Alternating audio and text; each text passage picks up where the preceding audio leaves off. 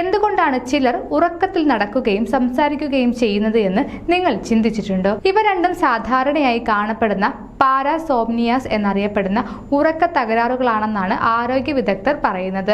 ഉറക്കത്തിൽ നടക്കൽ, സംസാരിക്കൽ എന്നിവയ്ക്ക് പിന്നിലെ കാരണങ്ങൾ പലതാണ്. ഉറക്കത്തിന്റെ ഏറ്റവും ഗാഢമായ ഘട്ടത്തിലാണ് ഇത് സംഭവിക്കുന്നത്.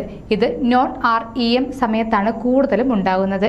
ഈ അവസ്ഥയിൽ തലച്ചോറിന്റെ ചില ഭാഗങ്ങൾ ഉണരുകയും ശരീരചലനങ്ങളെ നിയന്ത്രിക്കുന്ന ഭാഗങ്ങൾ സജീവമാകുകയും ചെയ്യുമ്പോൾ ബോധമനസ്സ് പൂർണ്ണമായും ഉറക്കത്തിൽ തന്നെ തുടരുന്നു. തലച്ചോറ് ഗാഢനിദ്രയിൽ നിന്നും പൂർണ്ണമായും ഉണരാതെ ഉറക്കത്തിനും ഉണർവിനും ഇടയിലുള്ള അവസ്ഥയിൽ തുടരുന്നതാണ് ഇതിന് കാരണമെന്നും ആരോഗ്യ വിദഗ്ധർ ഓർമ്മിപ്പിക്കുന്നു. ഉറക്കത്തിൽ നടക്കാനുള്ള പ്രവണത പാരമ്പര്യമായും ഉണ്ടാവാനുള്ള സാധ്യതയുണ്ട്. ആവശ്യത്തിന് ഉറക്കം ലഭിക്കാതിരിക്കുമ്പോൾ ഈ അവസ്ഥ ഉണ്ടാകും.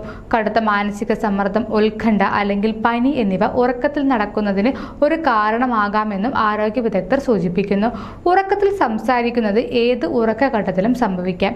ഇത് സാധാരണയായി അപകടകരമല്ല. ദിവസം മുഴുവനുമുള്ള ടെൻഷനുകളും ചിന്തകളും ഉറക്കത്തിൽ സംസാരമായി പുറത്തു വരാം. ശരീരത്തിന് സുഖമില്ലാതിരിക്കുമ്പോൾ ഉറക്കത്തിൽ സംസാരിക്കാനുള്ള സാധ്യത കൂടുതലാണെന്നും ആരോഗ്യ വിദഗ്ധർ പറയുന്നു.